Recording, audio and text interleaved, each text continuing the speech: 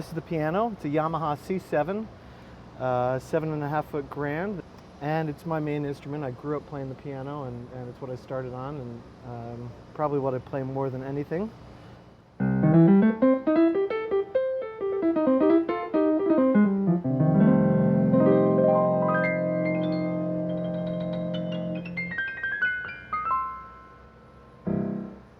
Spend most of my time here sort of facing out to the page side. It's a really nice view. I get a nice reflection off of the top of the keyboard there. So we'll move up to the clavinet. This is what I play some of the more funky songs, MoMA dance, and I have a Vox wah-wah pedal that when I turn it on sounds like this. And I also have a phase shifter up here which I can use to get an added effect, which sounds like this. Speed control.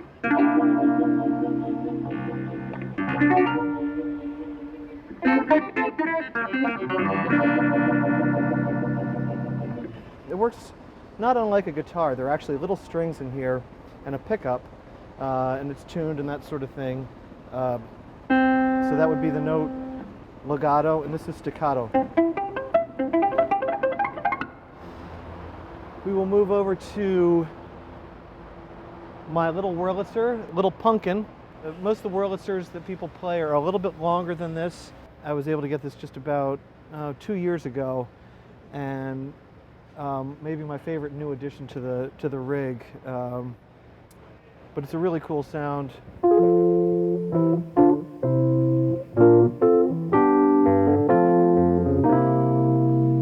Also comes with a vibrato. This is the stock, so it has a vibrato. And I guess the addition to this would be that there's a speed on the vibrato as well, so I can make it vibrato fast or slow.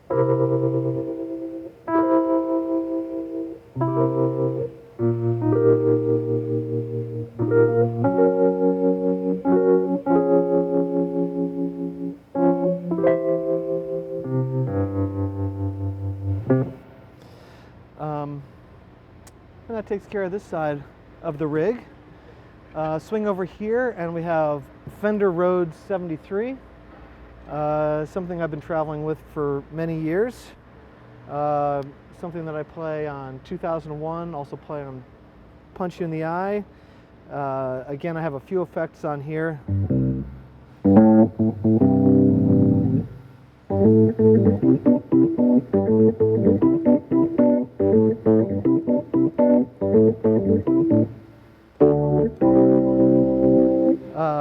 This is in stereo, so with these knobs over here, I'm able to control how fast and the intensity with which the sound is traveling from the left and right speakers. So it's going to be hard to tell maybe on my little mic, but if you're out in the house, it's actually traveling from the left to the right and back and forth, and I can control how much of the sound is traveling and how fast it goes back and forth.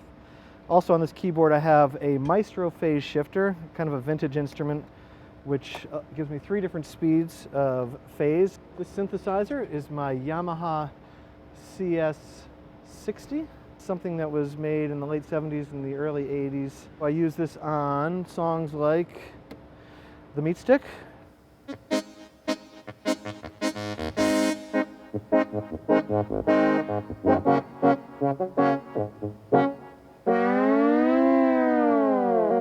What's the Use? And a lot of sort of spacious jams that we get into. I like to go to this one. Also gives me the sound for Steam when we play that.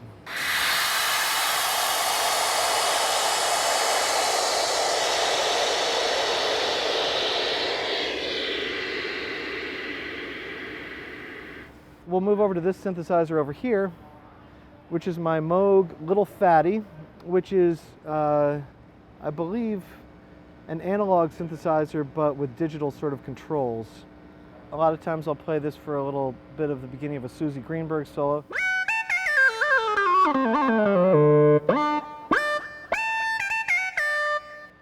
This is a Hammond B3. I believe it's from 1968 and is probably, other than the piano, my second go-to instrument. Lots and lots of songs we do on it. Golgi apparatus. Or its eyes.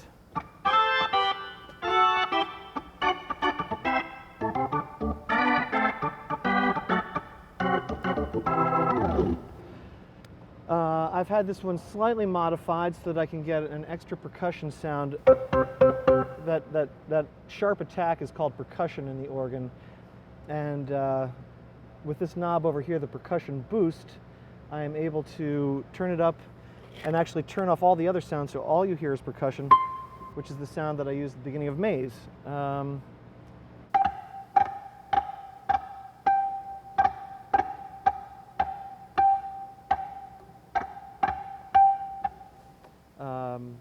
If that's at all familiar to you.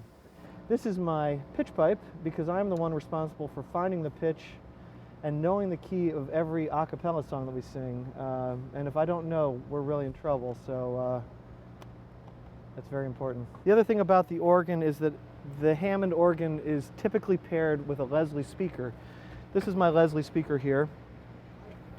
And the Leslie speaker has two rotating speakers.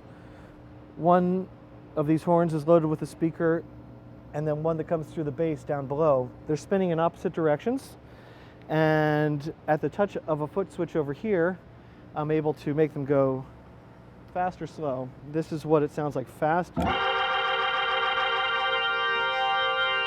And then as it slows down, it sort of evens out and doesn't have the tremolo that's created by the speaker. It's not only a tremolo that's created, but because the speaker is actually moving around, and there's a microphone here, there's a little bit of a Doppler effect that's created, sort of like when a car goes by, it goes, vroom.